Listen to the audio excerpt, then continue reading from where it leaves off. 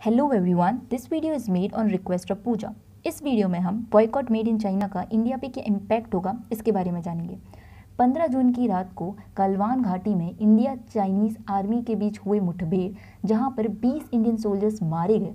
इसके बाद से इंडिया में बॉयकॉट मेड इन चाइना का कैंपेन ज़ोरों शोरों से दिखता हुआ नजर आया, जहाँ पर लोगों ने सोशल मीडियाज़ और व्हाट्सएप मैसेज के द्वारा इसको प्रमोट किया।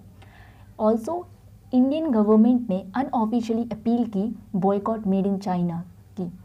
इंडियन गवर्नमेंट ने 59 चाइनीज़ ऐप को बैन कर दिया, यह कह के कि यह एसेंशियल डाटा चोरी कर रही हैं, जिससे इंडियन सॉवरियनिटी और सिक्योरिटी को हार्म हो सकता है। अब सवाल ये उठता है कि बॉयकॉट मेड इन चाइना और इन 59 चाइनीज़ ऐप को बैन करने से इंडिया को क्या फ़ायदे होंगे और क्या नुकसान। तो पहले हम फ़ायदे की तरफ बढ़ते हैं। पहला फ़ायदा है 59 चाइनीज़ ऐप बैन होने के बाद उनकी अल्टरनेटिव्स इंडियन ऐप्स प्रमोट होंगी, जैसे कि टिकटॉक की अल्टरनेटिव मित्रो, चिंगारी, डब्समैश। दूसरा फ़ायदा है कि इंडिया और चाइना के बीच जो ट्रेड डेफिसिट है अब वह कम हो सकता है। इसका मतलब है कि इंडिया से जो सामान चाइना में जाता है, एक्सपोर्ट होता है, वह कंपैरेटिवली बहुत कम है जितना सामान इंडिया से चाइना में आता है, इंपोर्ट होता है। तो इन जो एक्सपोर्ट और इंपोर्ट के बीच डिफरेंस है, इसे हम ट्रेड डेफिसिट कहते हैं। तो यह ट्रेड डेफिसिट कम हो सकता है।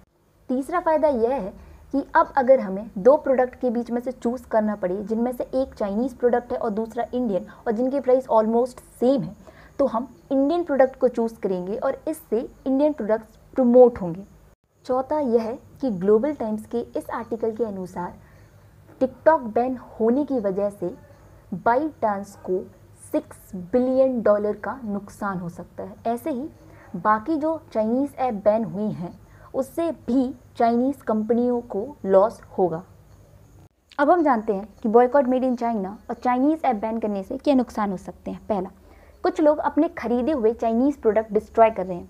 वह यह समझने में बिल्कुल असमर्थ हैं कि उससे चाइना का नहीं, उनका ही नुकसान हो रहा है। ऐसे लोगों से दरख्वास्त है कि प्लीज़ ऐसे काम ना करें। दूसरा, इससे गरीब और मिडिल क्लास लोगों को नुकसान हो सकता है। कैसे?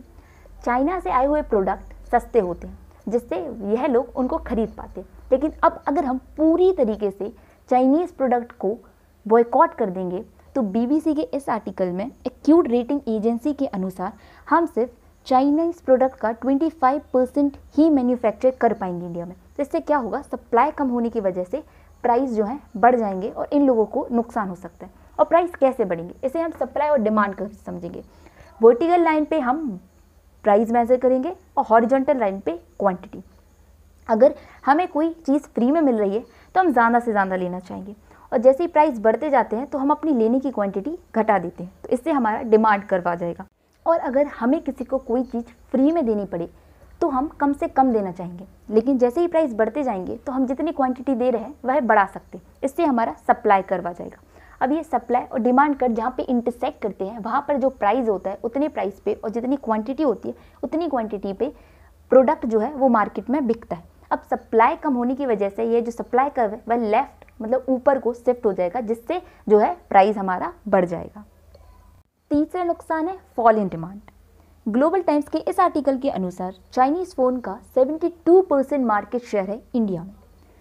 चाइनीज़ फ़ोन इंडिया में बहुत फेमस हैं और कंपैरेटिवली थोड़े सस्ते भी। इसका मतलब है कि अब अगर हम पूरी तरीके से उन्हें बॉयकॉट कर देंगे तो सप्लाई कम होगी, और जैसे कि मैंने ऊपर बताया इससे प्राइस बढ़ सकते हैं। तो क्या होगा कि अगर आप कोई फ़ोन अभी एक हफ्ते बाद या एक महीने बाद ख़रीदना चाहते हैं, शायद वो आप 2 महीने 3 महीने बाद खरीदें या फिर ना ही खरीदें। इससे क्या होगा कि डिमांड में कमी आएगी। और हमें पता है कि 2019 और 2020 में जो इकोनॉमिक क्राइसिस चल रहे थे उसका मेजर रीज़न यही था कि डिमांड में कमी। तो इससे ये प्रॉब्लम बढ़ सकती है। चौथा परेशानी है उन इंडियन इंडस्ट्रीज़ को जो कि अपने रॉ मटेरियल के लिए चाइनीज़ इंपोर्ट पे डिपेंडेंट है। जैसे कि ग्लोबल टाइम्स के इस आर्टिकल के अनुसार चाइनीज़ सोलर पावर प्रोडक्ट का इंडियन मार्केट में 90% शेयर है, ऑटो कंपोनेंट्स का 26% और टेलीकॉम्स इक्विपमेंट का 25%। और इंडिया में ड्रग इंडस्ट्रीज़ भी API सप्लाईज के लिए चाइनीज़ इंपोर्ट पे हैविली डिपेंडेंट है, और इन सारी इंडस्ट्रीज़ के लिए एकदम से अल्टरनेटिव फाइंड करना पॉसिबल नहीं है, और इसलिए बॉयकॉट करना चाइनीज़ प्रोडक्ट को इनके लिए बहुत ही ज़्यादा नुकसानदायक हो सकता है। पांचवा नुकसान है loss in investment. Recent years में चाइनीज़ कंपनी ने बहुत सी इंडियन स्टार्टअप कंपनीज में इन्वेस्ट किया है, जैसे कि अमेजोन, ओला, पेटीएम, बिग बास्केट, ईटीसी। तो बॉयकॉट चाइनीज़ प्रोडक्ट कैंपेन से इस इन्वेस्टमेंट में फ्यूचर में असर आ सकता है, जिससे स्टार्टअप्स को शायद नुकसान हो सकता है। छठा नुकसान है अनएम्प्लॉयमेंट। चाइनीज़ ऐप बंद होने से कुछ इंडियंस जो इन ऐप्स के लिए काम करते थे उनकी जॉब चली गई, तो इससे अनएम्प्लॉयमेंट बढ़ी। सातवां नुकसान है कि जो चाइनीज़ ऐप बंद हुई उनके अल्टरनेटिव में अब लोग कुछ अनऑफिशियल ऐप्स पे शिफ्ट हो जाएंगे, जिससे कि सिक्योरिटी इशू और भी बढ़ सकते हैं। सो आई एम शिल्पी राय, और अगर वीडियो अच्छी लगी हो तो सब्सक्राइब करें एंड शेयर करें, एंड थैंक्स फॉर वॉचिंग।